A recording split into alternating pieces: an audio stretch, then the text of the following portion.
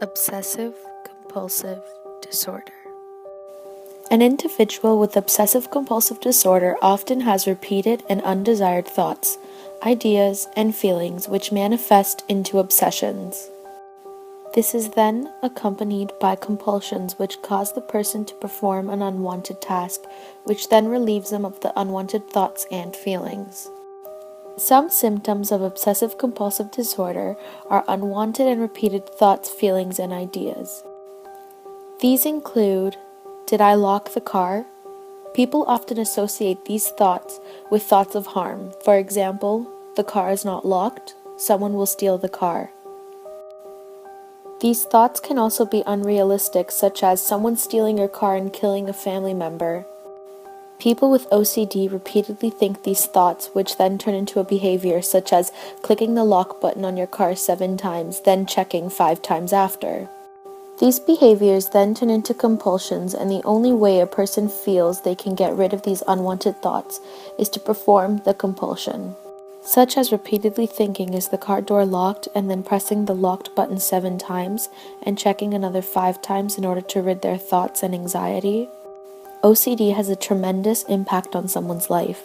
A person's obsession could often prevent them from experiencing a normal life, as they try very hard to avoid things that could trigger their obsessions.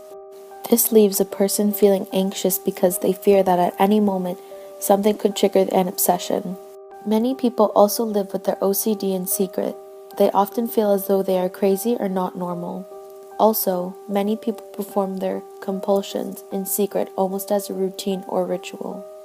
The cause of OCD is not clear, but several doctors believe that it could be passed down genetically from your grandparents, parents, and even siblings. Others think that there is an irregularity in the chemicals in your brain, such as serotonin. This means that medication can be prescribed to fix this imbalance.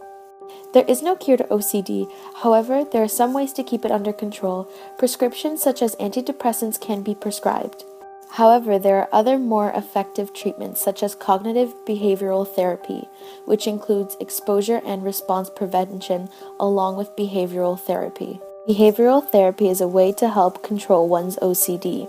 By finding the source of the obsession, such as touching a doorknob, they conduct a series of questions to find the root of the obsession. For example, the doorknob is dirty. Many people have touched it. Therefore, finding the root to the obsession, which in this case would be germs. Another form of treatment is exposure and response prevention. This is where a person is put in a place or situation where their obsession would be triggered, and they are to overcome it.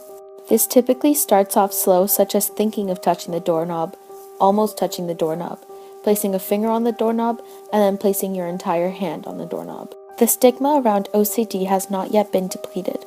Many people still assume that being organized is signs or a diagnosis of OCD. T-shirts can be seen with words such as obsessive Christmas disorder, which further adds to the stigma behind OCD.